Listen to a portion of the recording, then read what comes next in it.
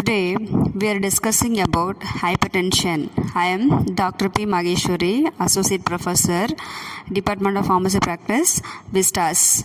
So coming to the hypertension, we are going to discuss about what is the definition, what are the types of hypertension, what is the classification of hypertension, what is the etiology, that means what are the causes for hypertension, and what is the epidemiology for hypertension, and what is the physiology for hypertension, and what are the complications of hypertension, and what is the diagnostic test for hypertension, and finally what are the treatment for hypertension. And coming to the definition, so hypertension is the blood pressure elevated enough to perfuse tissues and organs. So the elevated systemic blood pressure is usually defined as systolic reading greater than or equal to 140 mm per Hg and diastolic reading greater than or equal to 90 mm Hg. So if it is more than 140 by 90 is also called as the hypertension. So the normal BP is 120 by 80. 120 by 80 mm per Hg. So coming to the definition, the systolic blood pressure greater than or equal to 140 mm per Hg and diastolic blood pressure greater than or equal to 90 mm per Hg. And factors influencing the blood pressure is equal to cardiac output into total peripheral resistance. So the cardiac output means the amount of blood pumped from the heart. Then total peripheral resistance, the circulation of the peripheral system. And coming to the classification of hypertension, so primary or essential hypertension, elevated BP with unknown cause, then 90 to 95% of the all cases are primary hypertension. And coming to the secondary hypertension, elevated BP with the specific cause like 5 to 10% in adults.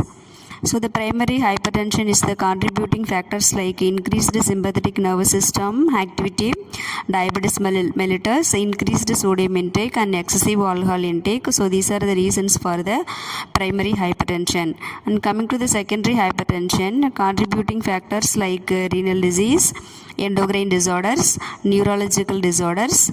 So we have to treat the underlying cause. So we have to give the treatment according to the diagnosis.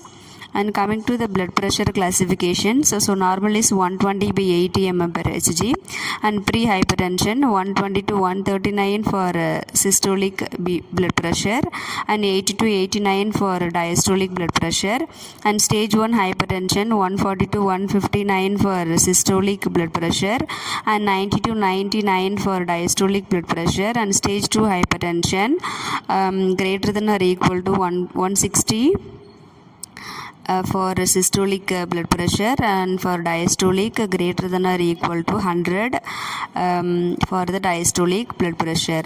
And coming to the physiology of hypertension, sympathetic nervous system and baroreceptors, and second one is the renin angiotensin aldosterone system, and third one is the fluid volume regulations.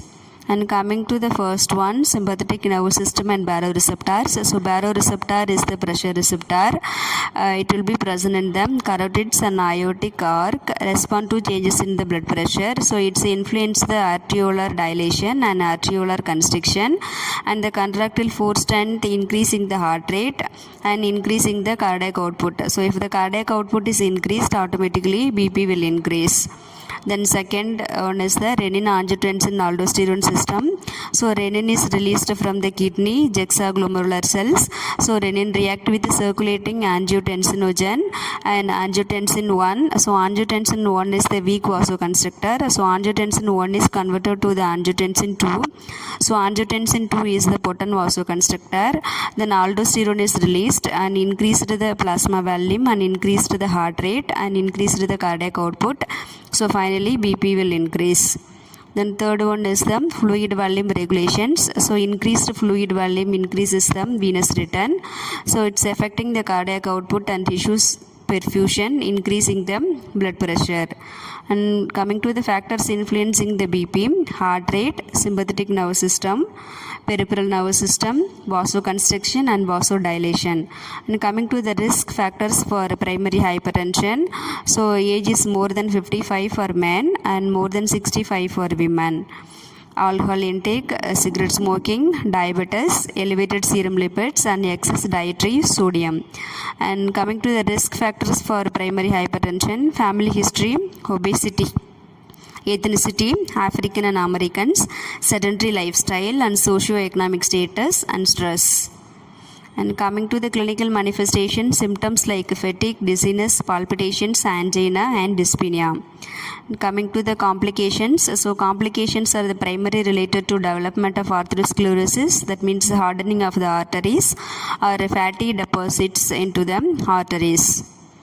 And complications like the common complications are target organ disease occurring in the heart, brain, kidney, and eyes.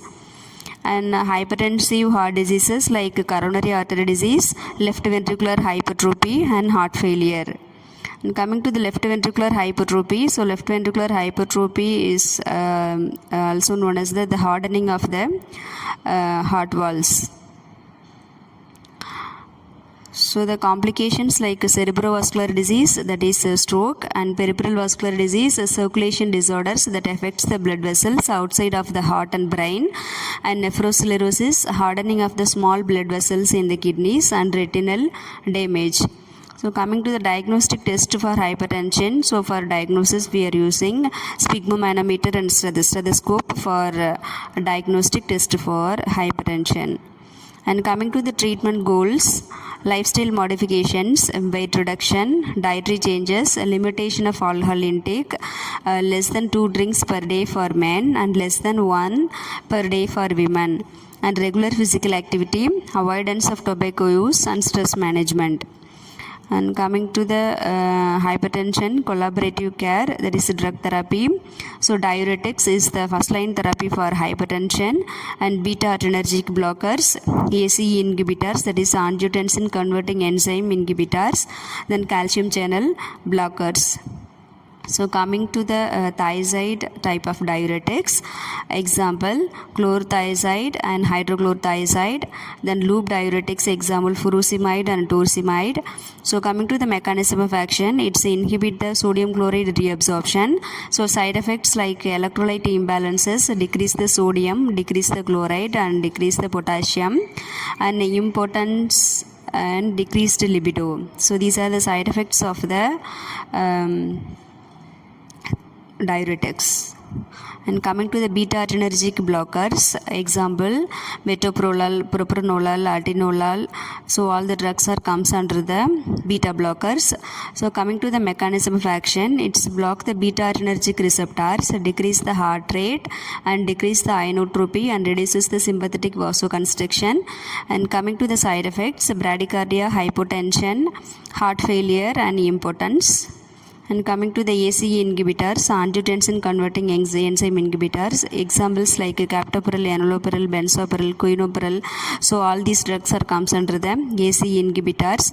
So coming to the mechanism of action, it prevents the conversion of angiotensin 1 to angiotensin 2, thereby preventing the vasoconstriction associated with the A2. So side effects like hypotension and cough. And coming to the calcium channel blockers, nifedipine, amlodipine drugs are comes under the calcium channel blockers. So the mechanism of action, it's block the movement of calcium into cells and causing the vasodilation. So side effects like bradycardia and heart block. So thanks for watching.